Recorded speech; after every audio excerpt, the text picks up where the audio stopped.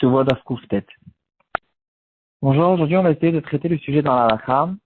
Comment la halakha voit le fait de faire faillite? Est-ce que faire faillite c'est quelque chose qui existe dans la Torah? Ou bien non, c'est quelque chose qui est que chez les goïms? Et si oui, donc quelqu'un qui fait faillite aujourd'hui, comment ça fait effet point de vue halakha? Est-ce que ça marche? Est-ce que ça marche pas? Ou bien il doit continuer à payer ses dettes malgré que son association a fait faillite? Comment en fait, quel est le regard de la halakha à propos de tout ce qu'on appelle les associations et de faire faillite, etc.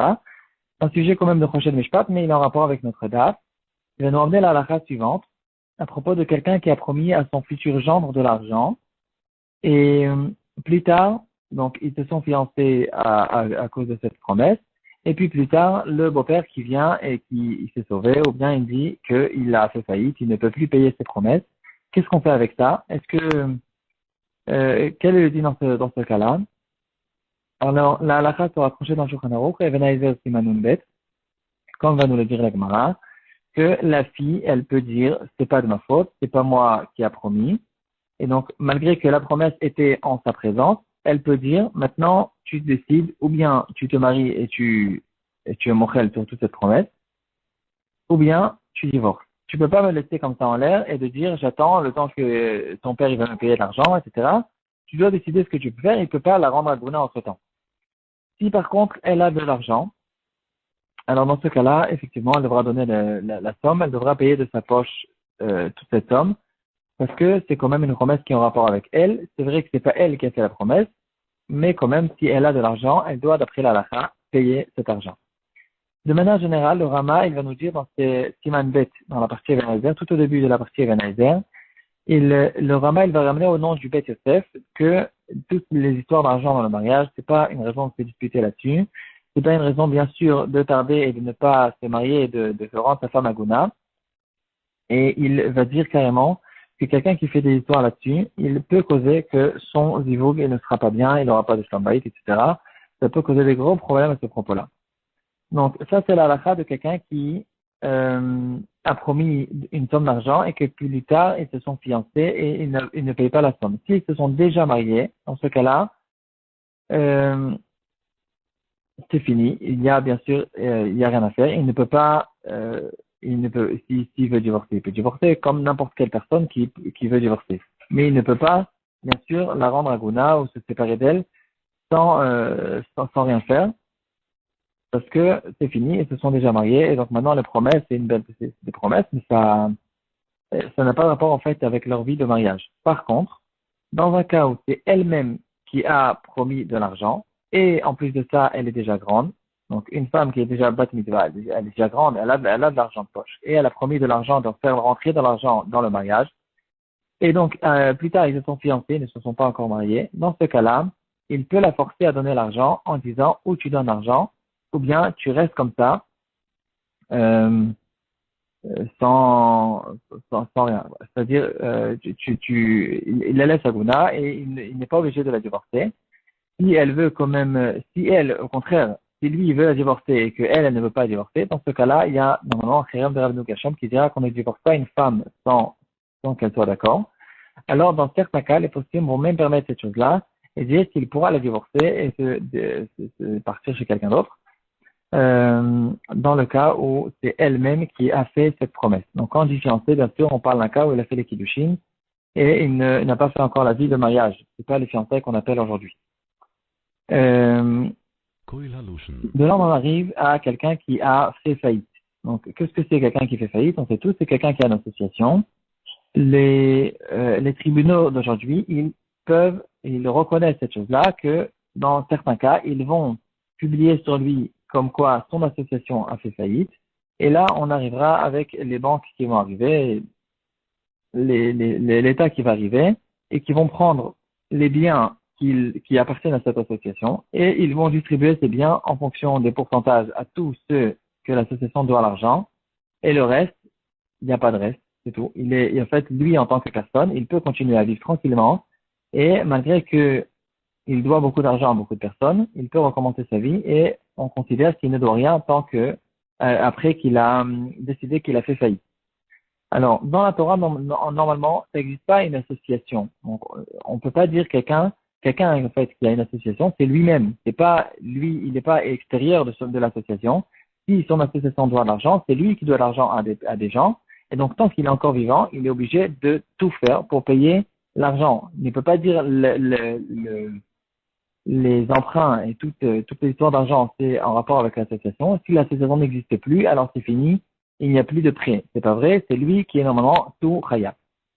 Maintenant, quand même, à cause du fait que c'est comme ça qu'on fait aujourd'hui, à cause du fait que aujourd'hui, quand quelqu'un il fait faillite, tout le monde sait que ça y est, il a fait faillite et donc il ne va plus retrouver du tout l'argent, il y a quand même plusieurs paroles de dire que ça tient même dans la halakha, à cause de plusieurs raisons, plusieurs arguments, on peut dire. Premièrement, c'est possible que quand il a reçu, par exemple, le pourcentage, il doit recevoir, celui à qui l'association doit de l'argent. Et donc maintenant que l'association a fait faillite, cette association lui a donné maintenant, on va dire, 30% de l'argent qu'il devait. Peut-être qu'on peut considérer maintenant cette chose-là comme une pshara. Donc c'est un accord que deux gens font un avec l'autre, malgré qu'ils lui donnent de l'argent. Il sait qu'il ne va, s'il va continuer à dire non, tu me donnes toute la somme, il ne va rien recevoir. Donc c'est quand même considéré comme un accord. C'est possible que c'est considéré comme une pshara, ou même peut-être plus comme une mechila. Il a été mochel sur le reste de l'argent, pourvu qu'il reçoit son argent, ou le pourcentage qu'il peut recevoir. Donc, à cause du fait que maintenant c'est comme ça, peut-être qu'on peut considérer cette chose-là comme une mechila. Un deuxième argument qu'on peut dire, c'est un argument qu'on dit dina de malchuta dina. Donc, quand il y a des accords qui se sont faits dans un pays, il y a une certaine force et cet accord, il tient dans la Torah, dans la halakha. Il y a quelque chose qui ressemble à Dina de Malchut Adina, c'est ce qu'on appelle Minag à Medina. En général, on dit à propos des Dina Monot, il y a beaucoup de choses qui n'ont pas été écrites dans le contrat. Toutes ces choses-là, on fait en fonction du Minag, comme on a l'habitude de faire dans cet endroit-là.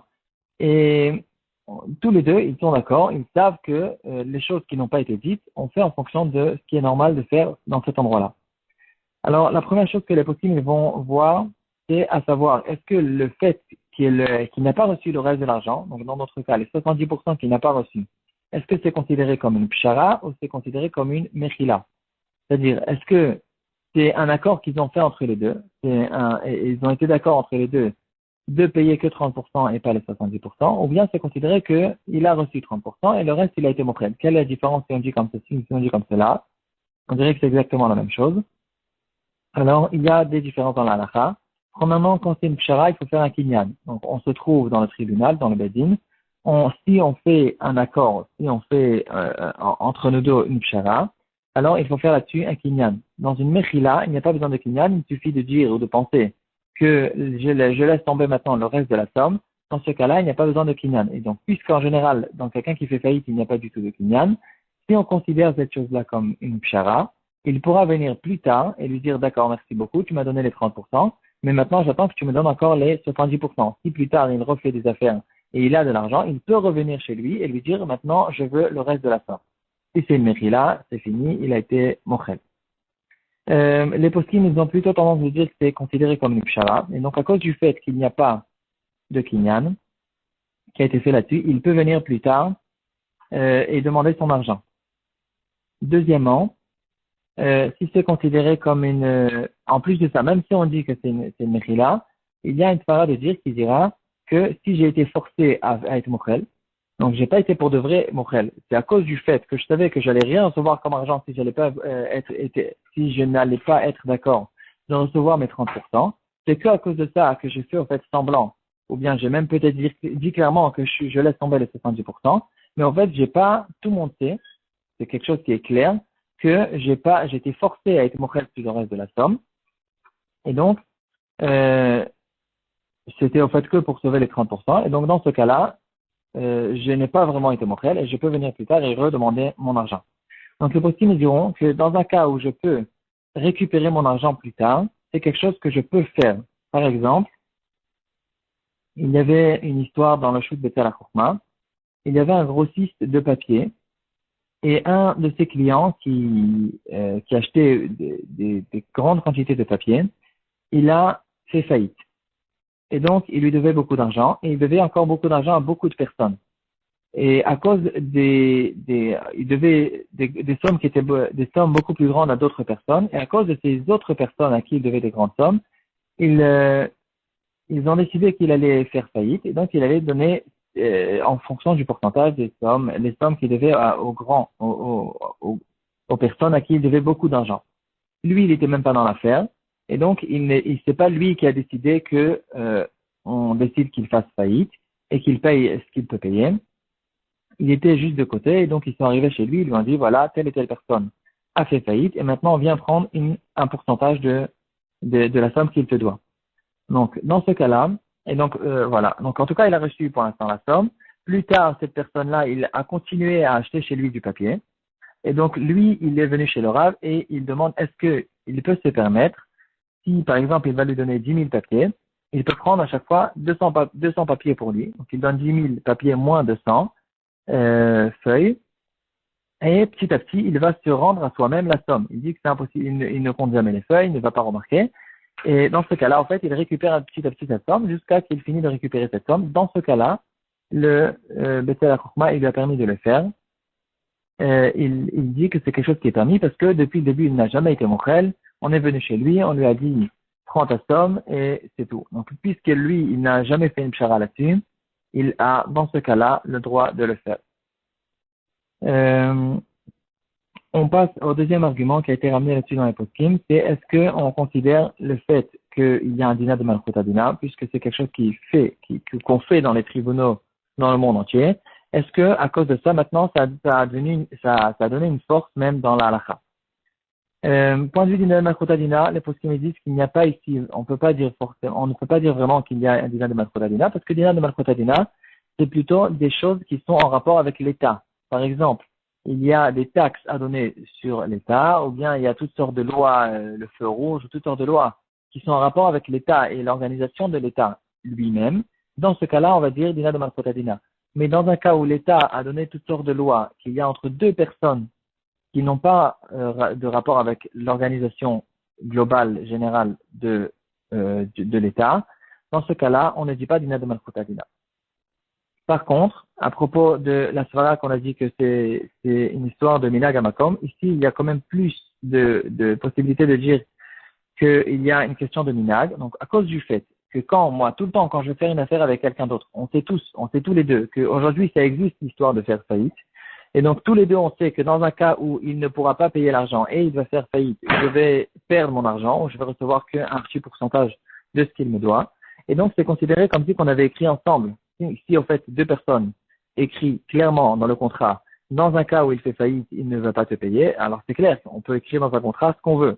Par contre, puisque ici ce n'a pas été écrit, mais quand même, puisque c'est le minag normal que ça existe de faire faillite, il y a quand même une possibilité de dire ici qu'il y a une question de minag amakom. C'est quelque chose de manière générale dans les monotes, c'est quelque chose qui a un poids très fort. Très souvent dans les monotes, on va dire c'est vrai que c'est pas écrit dans le Shulchan Aruch, c'est vrai que normalement c'est pas ça la halakha, mais puisque le minag il est rentré que tout le monde fait comme ceci ou comme cela, alors c'est considéré comme si qu'on avait décidé ensemble qu'on va faire comme ça, comme est le minag général. Si tu n'étais pas d'accord, tu aurais dû dire depuis le début que tu n'es pas d'accord. Ici, puisque c'est un cas qui est plutôt rare, alors certains disent qu'on ne peut pas dire minag amakom parce que c'est quelque chose qui n'arrive pas en général, et donc c'est logique qu'on n'en a pas parlé, mais quand même, c'est quelque chose qu'on peut dire dans les possibles. Donc dans chaque cas, en fait, il faudra demander à un rave qu'est-ce qu'on peut faire, comment je peux récupérer mon argent, est-ce que je peux considérer que j'étais mochel ou pas.